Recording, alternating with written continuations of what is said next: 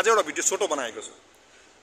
रवि लामिछानेलाई झुटो मुद्दा झुटो आरोप लगाइएको छ र उहाँलाई धेरै खेदो गरिएको छ हैन। उहाँ सगाई ठगो भन्ने कुरा सबैले यसरी आरोप लगाइराख्दाखेरि म एउटा कुरा के भन्न चाहे भन्दाखेरि नि के भन्छु भने नि छोटो भिडियो बनाएको छु है। रवि लामिछाने यदि सगाई ठगै हो भने ठोस प्रमाण देऊ र भ्रष्टाचार गरेर देश बिगारेको हो भने रवि लामिछानेले मलाई प्रमाण लिएर देऊ, म नेपाल देश छोड्दिन्छु।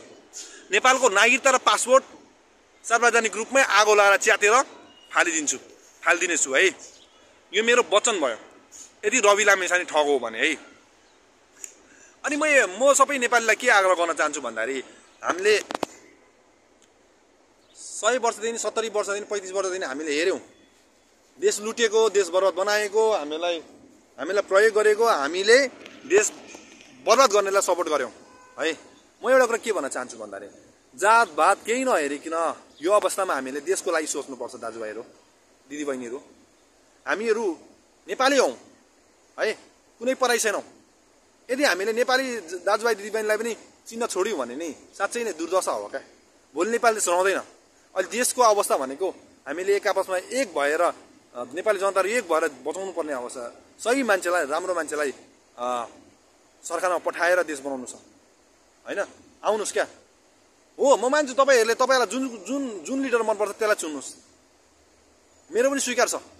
रविलाई नै चुन्नुपर्छ भन्ने छैन हैन। हर्कलाई चुन्नुस्, बालेनलाई चुन्नुस्, कुलमान घिसिङलाई चुन्नुस्, केही छैन। तर नयाँहरू जति भएको जति सबै एक ठाउँमा आउनुस् न हैन, मिल्नुस् न, देश बनाउनुस् न, यही भनाइ मात्रै हो क्या मेरो। यदि फेरि पनि दोहोऱ्याए, यदि रवि लामिछाने दोषी हो, रवि लामिछाने सगाई ठगेको, भ्रष्टाचार गरेको, करप्सन गरेको छ भने मलाई ठोस प्रमाण दिनुस्, म नेपाल देश त्यागिदिन्छु, मेरो परिवार सबै लिएर म नेपाल देश छोडिदिन्छु।